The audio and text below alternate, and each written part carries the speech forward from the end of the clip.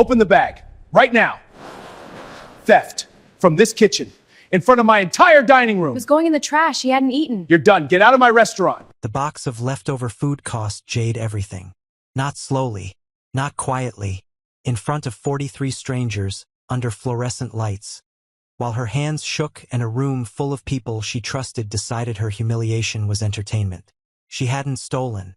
She hadn't lied. She had given perfectly good food. Food that was going in the trash. To a frail old man who hadn't eaten since yesterday morning. That was the crime. And now she stood on a wet sidewalk in the rain. Fired, shaking.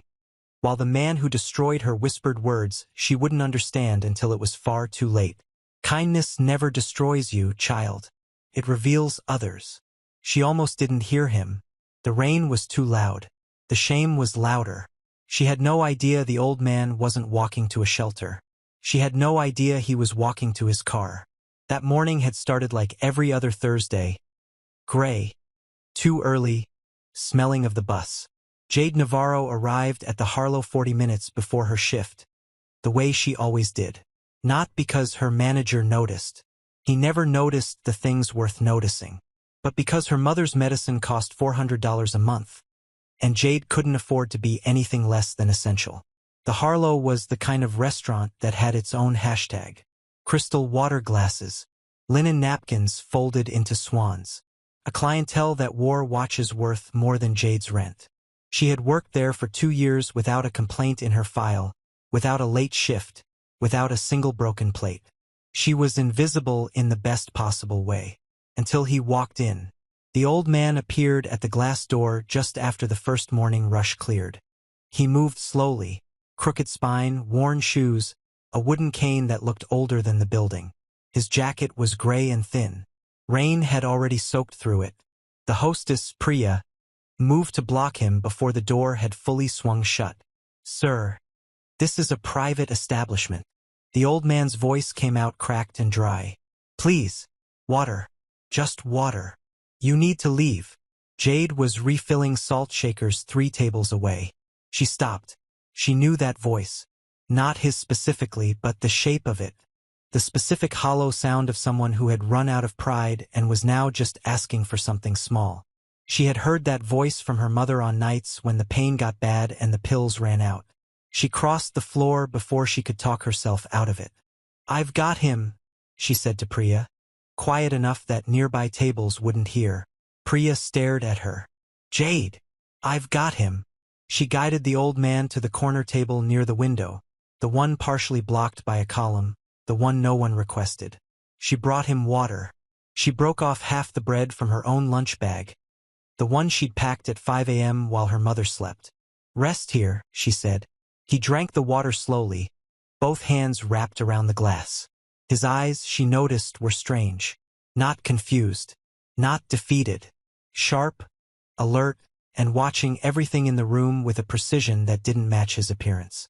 She almost asked about it. Before she could, the kitchen door swung open and Derek Malone walked out.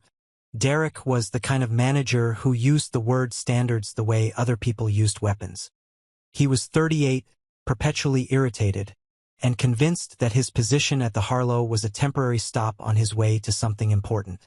A regional director role had been floated by the owners, and today, a large corporate lunch reserved for noon, was his audition. When he saw the old man at the corner table, his face did something ugly. "Who authorized this?" Jade stood. "He only needed water. I was handling it." "You were handling it." Derek's voice dropped into a register that made nearby servers freeze. "That's not a phrase that applies to you. You serve tables I assign. You don't handle anything." "He's not bothering anyone. He's bothering me." Derek turned to the nearest busboy. "Get him out." The old man stood slowly on his own, before anyone reached him. He looked at Jade once, briefly, and the look on his face wasn't gratitude. It was something closer to assessment. "It's fine," he said to her softly. "I'll go." "Are you sure?" He nodded. Jade watched him leave. She stood at the window long enough to see him disappear around the corner of the building. She told herself she would check on him during her break. Derek's voice snapped behind her. If that happens again, there will be consequences. Understood. Yes, sir. Smile more. Customers don't come here to see grief. She turned back to her tables. She smiled. But something sat wrong in her chest for the rest of the morning. A low hum of unease she couldn't locate. At noon, during her break, she found him. He was in the alley behind the kitchen, sitting against the wall with his legs stretched out and his cane across his knees. Exhausted, eyes closed, breathing in the shallow way that meant he'd been sitting there for a while. She didn't hesitate. She sat beside him and set her lunch on the ground between them. The rest of the bread, an apple, a container of rice she'd made the night before.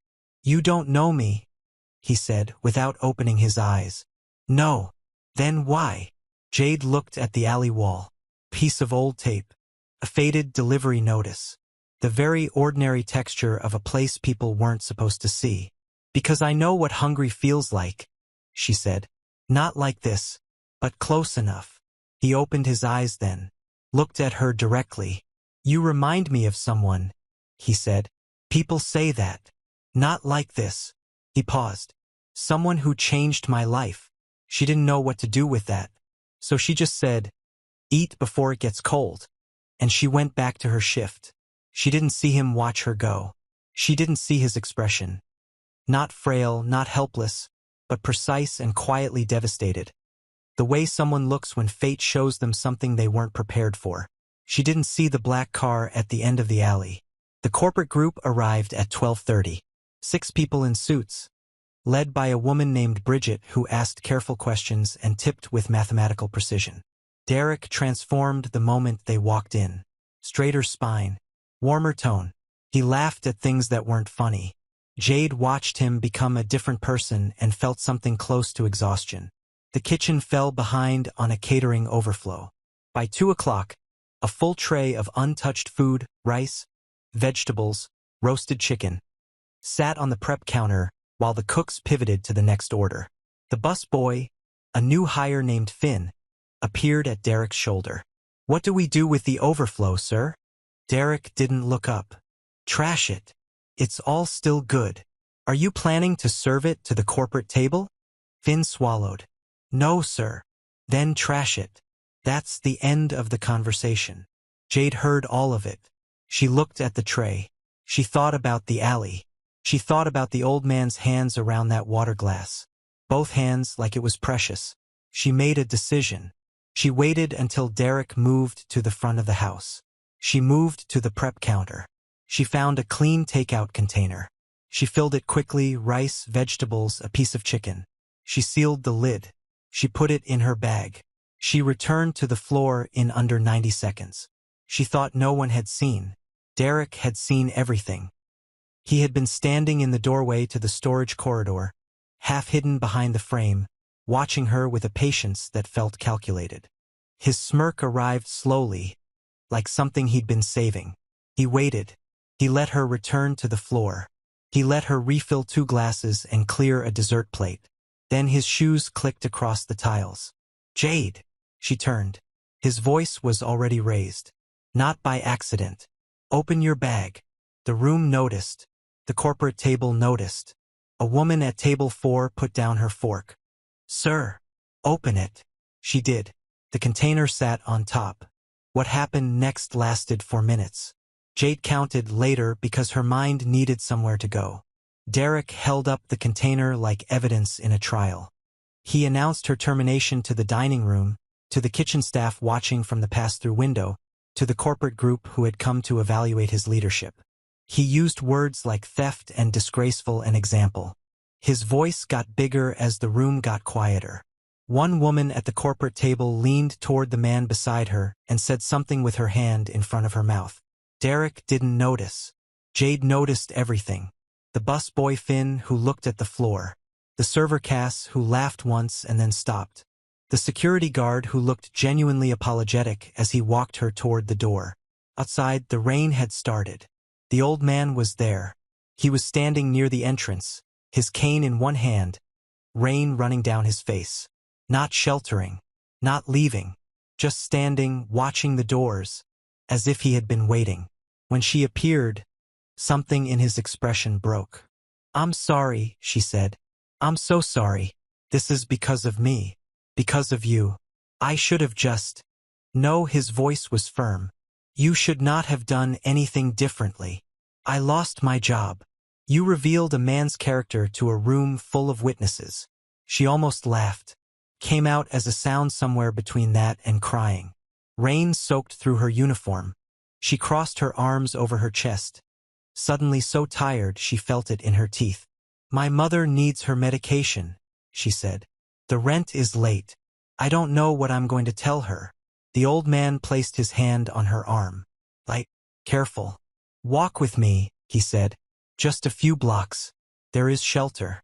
You should not stand here." She had no reason to trust him.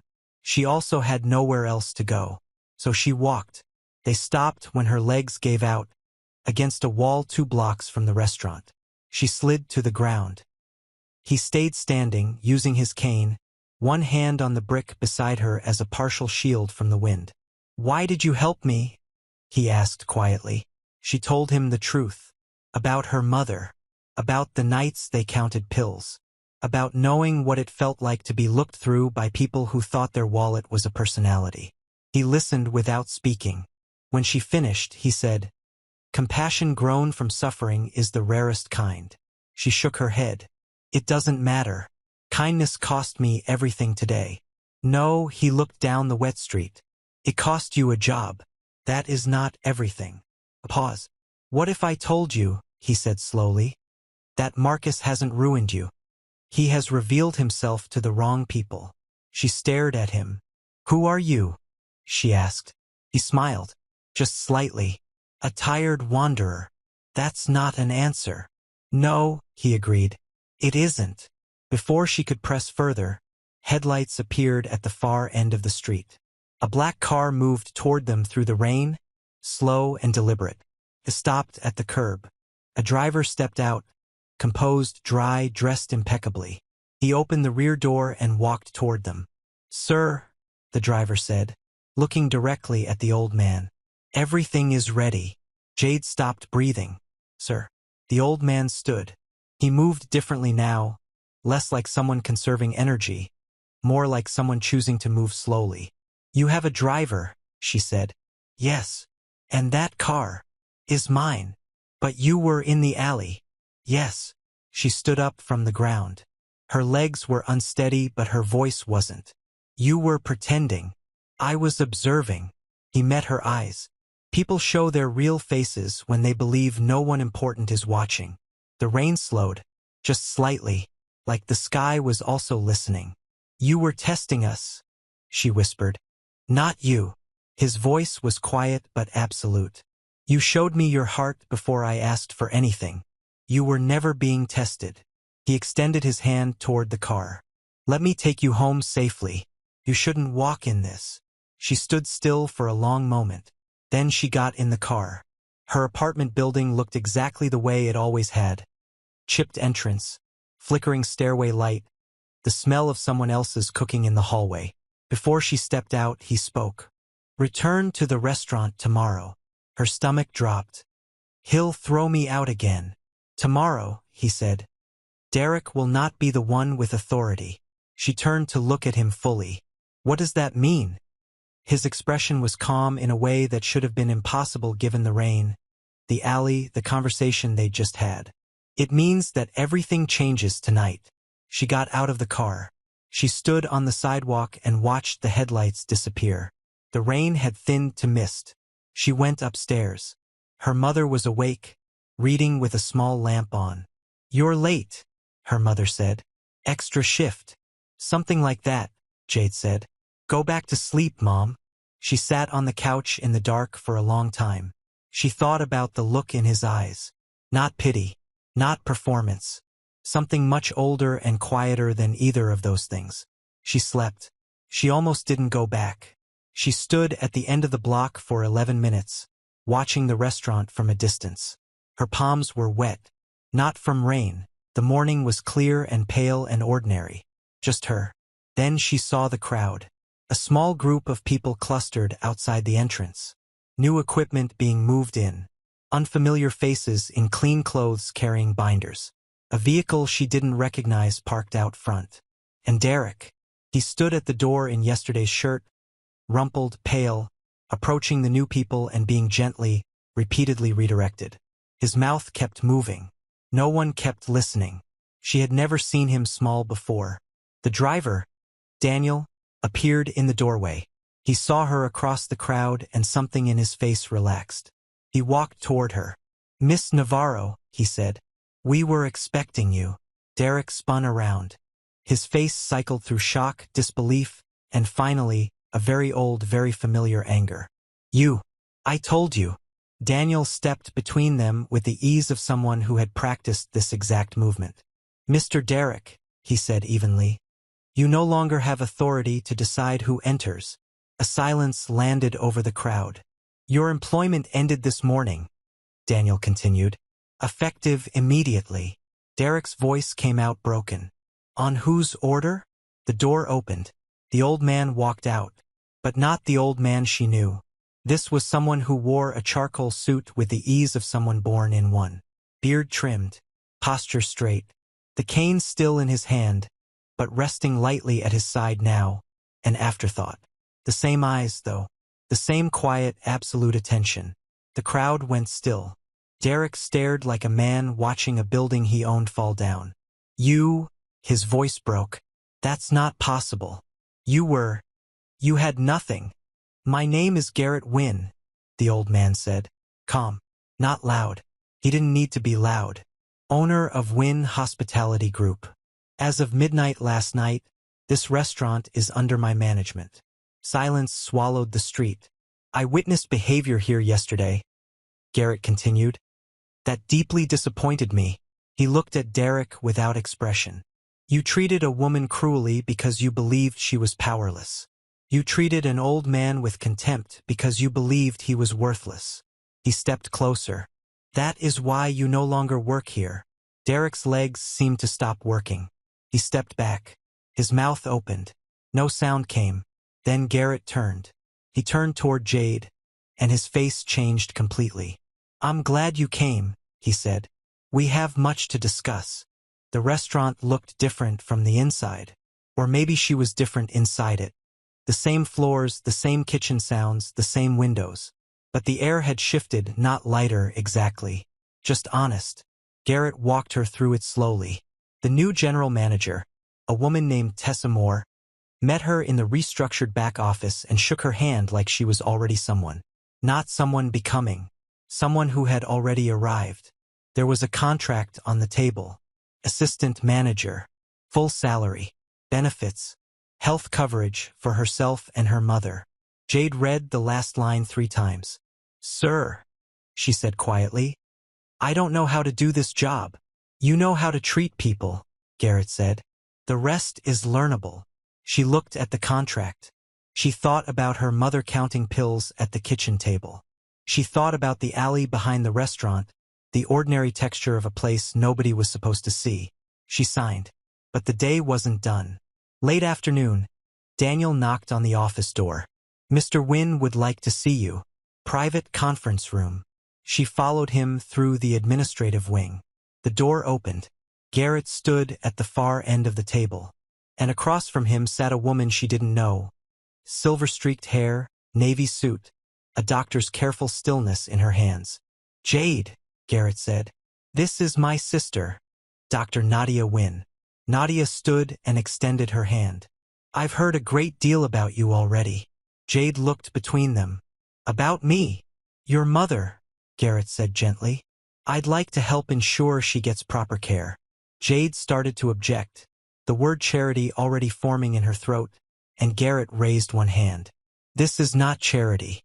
It is what should happen when someone gives you everything they have and asks for nothing back." Nadia sat down and folded her hands. "I run a foundation for chronic care in low-income households. Your mother qualifies for our full program. Evaluation, treatment, transportation, ongoing support."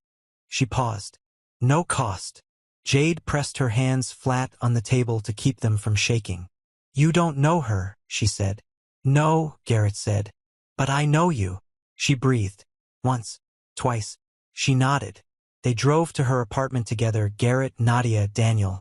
Jade watched her building approach through the car window and felt, for the first time, not ashamed of it. Not proud. Just clear. This was where she came from.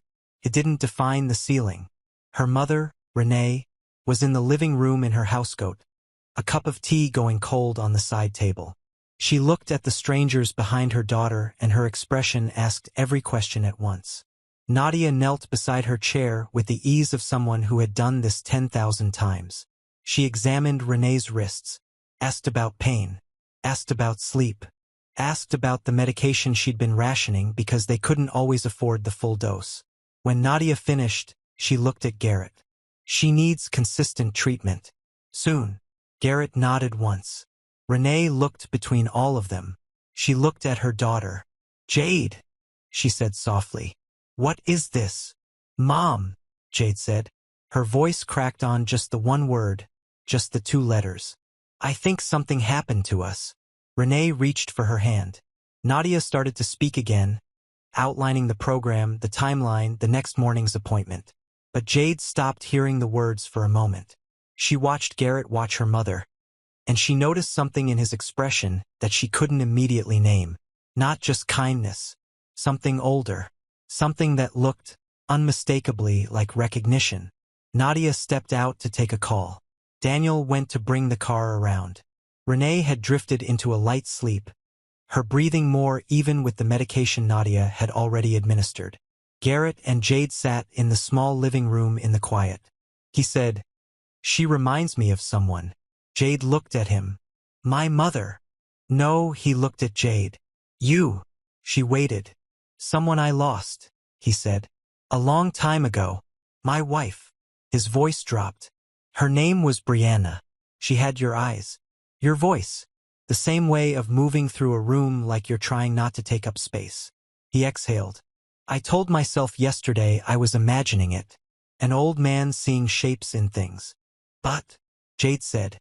He looked down at his cane. "But then your mother said a name." Jade's chest tightened. "What name?" He looked up. "Brianna disappeared before our daughter was born," he said. "Complicated circumstances. The child was never found." He paused. "For 22 years, I have believed she was alive somewhere." The room got very small. Jade's mouth was dry. "Why are you telling me this?"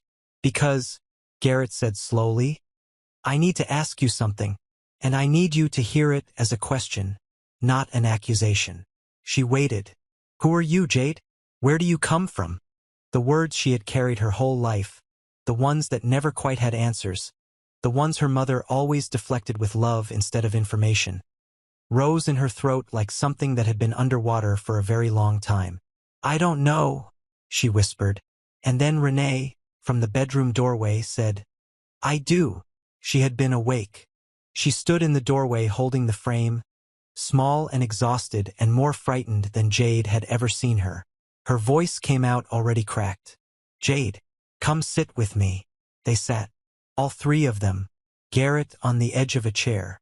Jade on the bed beside her mother. Renee holding both of Jade's hands. "I have tried to tell you," Renee said, "so many times. And every time, I looked at your face and I couldn't." "Tell me what, Mom?" Renee's eyes closed.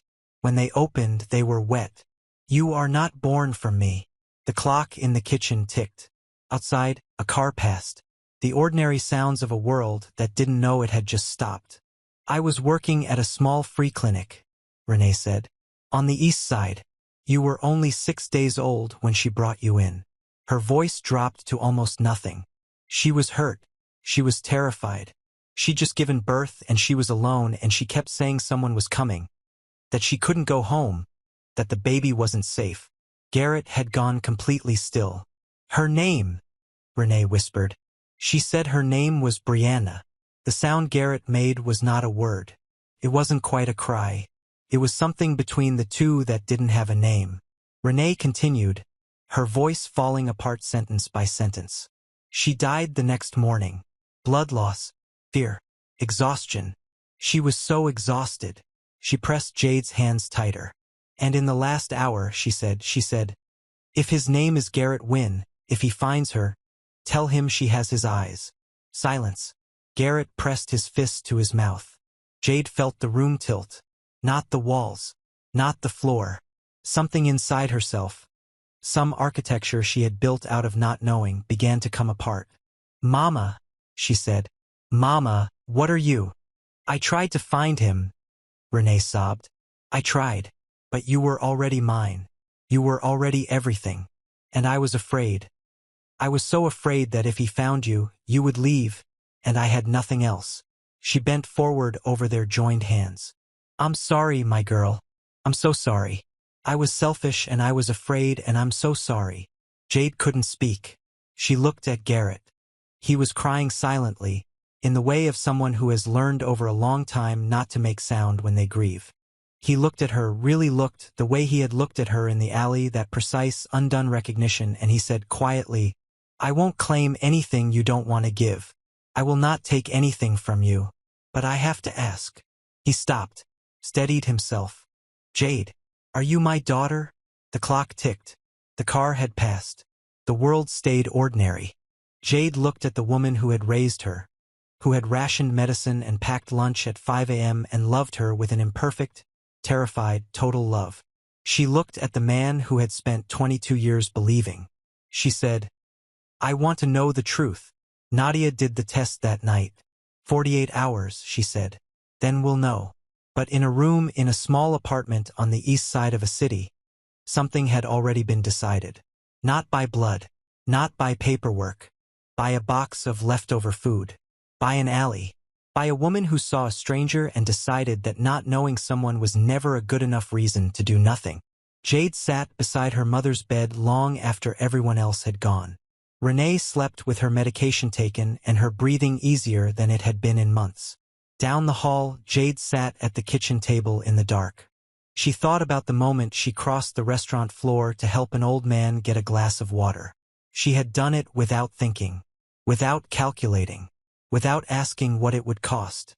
She thought about what it had cost. And then she thought about what it had returned. She sat in the dark for a long time. Then she thought, whatever the test says, I am not who I was yesterday. She didn't know if that was frightening or the opposite. She decided it was the opposite. 2 days later, Nadia called. Jade answered on the first ring.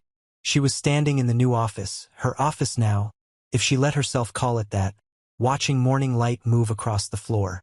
Nadia's voice was gentle. "The results are in." Jade closed her eyes. "He's your father," Nadia said. Jade stood very still. Through the glass partition, she could see the restaurant floor. Finn arranging tables, Tessa reviewing the schedule. The small, ordinary movements of a place that had been cruel 1 week ago and was learning, slowly, to be something else. She thought about her mother, who had loved her so imperfectly and so completely. She thought about Garrett sitting somewhere with his phone, waiting. She thought about Brianna, who had made one desperate decision in the last hours of her life and trusted it to a stranger. She thought about the box of leftover food. She thought about how much, in the end, had fit inside it. She opened her eyes. "Okay," she said. "Okay. Tell him," she said. "Tell him I know." She ended the call. She stood at the window. Outside, the street was ordinary and bright and full of people who had no idea what had just happened in the room behind the glass. She pressed her hand flat against the window and watched her own reflection look back at her. Jade Navarro. Jade Wynn. She didn't know yet which one she was. She suspected, for the first time in her life, that she might be both. The box of leftovers was still in Garrett's car. He hadn't thrown it away. He'd been carrying it since the night it was handed to him. Proof, he told her later, that some things were too important to discard. Jade never forgot that. Some people throw away what others know is worth keeping. The difference, she learned, is everything.